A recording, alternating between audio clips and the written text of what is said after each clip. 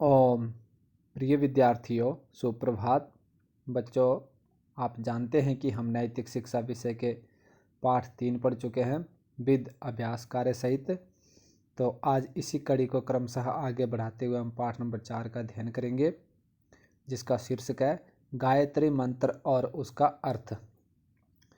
तो आइए हम मंत्र को बोलेंगे, आप लोग ध्यान से सुनेंगे।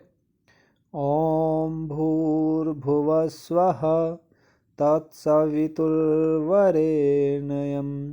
भर्गो देवस्य धीमहि धियो यो नः प्रचोदयात्। ये गायत्री मंत्र है। नीचे इसके शब्दार्थ लिखे हुए हैं, इनको भी ध्यान से देखेंगे। ओम का अर्थ होता है रक्षक, भू होता है प्राणों से प्यारा, सबका आधार, वह होता है सब दुखों को मिटाने वाला, और स्वह होता है सब सुखों को देने वाला। तत् उस, सवितुः सविता, सूर्य, प्रेरक, प्रकाशक, कुछ भी हो सकता है इसका। देवस्य देव के, वरेण्यम अपनाने योग्य, भर्ग तेज को, धीमहि ध्यान करे, नह जो, सॉरी यह जो, नह हमारी, फिर से ध्यान देंगे, यह जो, नह हमारी, धियः बुद्धियों को, प्रचोदयात सन्मार्ग में लगावे। ये इसके एक एक शब्द का अर्थ है। नीचे मंत्र का अर्थ दिया हुआ है। हे रक्षक, हे सर्वाधार, हे दुख विनाशक, हे सुखदाता प्रभो। अर्थात हे रक्षक, हे परमात्मा आप ही रक्षक हो। हे सर्वाधार, आप ही सभी का आधार हो, समस्त जगत का आधार हो। हे दुख विनाशक, हे प्रभु आप ही दुखों का नाश करने वाले हो और सुखों को देने वाले हो। आप स्वयं प्रकाशमान देव हैं। परमात्मा आप स्वयं अपने आप में प्रकाशमान हैं।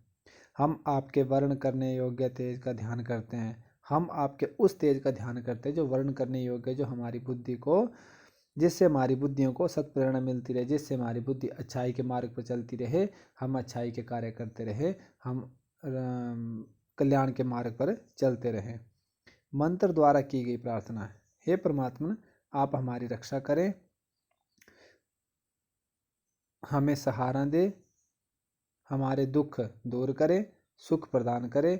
आप में ज्ञान और प्रकाश का ऐसा महान तेज है जिसका केवल ध्यान भी हमारी बुद्धि को अच्छाई की ओर ले जा सकता है।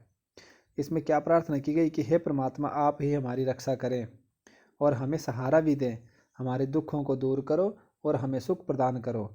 आप में ज्ञान और प्रकाश का ऐसा महान तेज है। प्रभु आपके अंदर ज्ञान का और प्रकाश का इतना महान दिव्य तेज है जिसका केवल ध्यान भी हमारी बुद्धि को अच्छाई की ओर ले जा सकता है। जिसका हम यदि ध्यान भी करें तो वो ध्यान ही हमारी बुद्धि को सद्मार्ग पर ले जा सकता है। हमें शक्ति दे कि हम उस तेज को धारण कर सकें। परमात्मा हमें ऐसी शक्ति दे कि हम आपके उस दिव्य तेज को धारण कर सकें। जिस प्रकार दर्पण सूर्य की चमक से चमक उठता है, वैसे ही आपका वह बुद्धि को सत्प्रेरणा देने वाला दिव्य तेज हमें तेजस्वी बनाए। जिस प्रकार दर्पण का अर्थ होता है शीशा, जिस प्रकार शीशा जो वो सूर्य की चमक से चमक उठता है, ठीक उसी प्रकार आप भी हमें आपका वह बुद्धि को प्रेरणा देने वाला जो दिव्य तेज है, आपके अंदर जो दिव्य ज्ञान, दिव्य शक्ति है, वो हमें तेजस्वी बनाए, हमें ऊर्जावान बनाए, हमें श्रेष्ठ बनाए। परमात्मा हमारी बुद्धि सत्कर्मों की ओर प्रेरित होती रहे और हमारी जो बुद्धि है वो अच्छाई के कार्य की ओर प्रेरित होती रहे। तो बच्चों, विद्यार्थी को यह मंत्र कंठस्थ हो जाना चाहिए तथा इसका अर्थ या भाव इन दोनों में अथवा अन्य आसान शब्दों में याद रखना चाहिए। बच्चों, ये मंत्र आपको कंठस्थ करना, अच्छी तरह से याद करना, विद शब्दार्थ सहित, और इससे जो भाव निकल रहा है कि परमात्मा हमारे अंदर जो बुराइयां उनको दूर करो, अच्छाइयों को दो और हमारी बुद्धि को अच्छाई के मार्ग पर लेकर चलो, ये भाव भी आपको याद रखना पड़ेगा। मंत्र का अर्थ नीचे लिखे गीत के सहारे भी याद रखा जा सकता है। नीचे गीत लिखा हुआ मंत्र का, इसके सहारे भी हम इसके अर्थ को याद रख सकते हैं। तो आइए हम इस गीत का गायन अभ्यास करते हैं। गायत्री मंत्र का गीत। ओमकार प्रभु तेरा नाम, गुण गावे संसार तमाम। प्राण स्वरूप प्राणों से प्यारा, दर दुखों के करने हारा। सुख स्वरूप सुखों का दाता, अंत न कोई तुम्हारा पाता।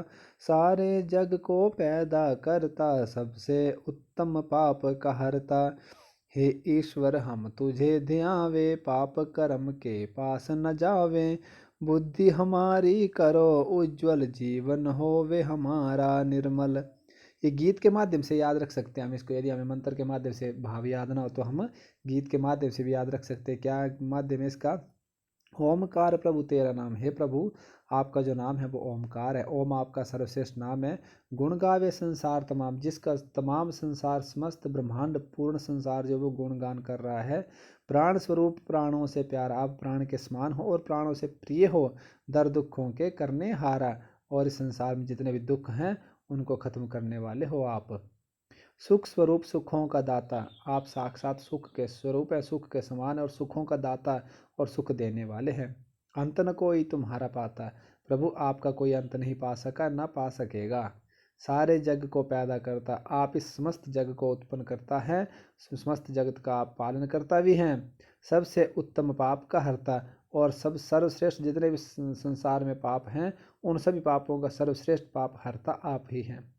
हे ईश्वर हम तुझे ध्यावे, हे परमात्मा हम आपका ही ध्यान करें, आपका ही गुणगान करें, पाप कर्म के पास न जावे।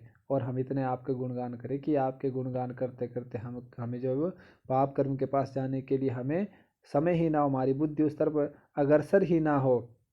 अतः कहने का भाव यह है कि हम पाप कर्म से बचते रहें।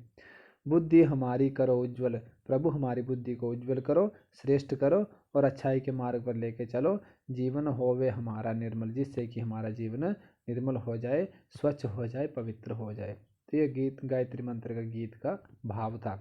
नीचे लिखा यह मंत्र ऋग यजु साम इन तीनों वेदों में, इसे गुरु मंत्र और महामंत्र भी कहा जाता है। कई बार ये प्रश्न पूछा जाता है परीक्षा में कि गायत्री मंत्र किन किन वेदों में है, तो इसका आप लोग ध्यान रखेंगे। यह ऋग यजु साम आधा आधा लिखा हुआ है। ऋग का अर्थ है ऋग्वेद, यजु का अर्थ है यजुर्वेद और साम का अर्थ है सामवेद। अर्थात ये ऋग्वेद, यजुर्वेद और सामवेद इन तीनों वेदों में है। इस मंत्र को गुरु मंत्र और महामंत्र भी कहते हैं। गायत्री मंत्र को गुरु मंत्र भी कहा जाता है और महामंत्र भी कहा जाता है। तो बच्चों इस पाठ को, इस वीडियो को आप ध्यान से सुनेंगे और समझेंगे। कल हम इसका अभ्यास कार्य करेंगे इन शब्दों के साथ। इति ओम शम।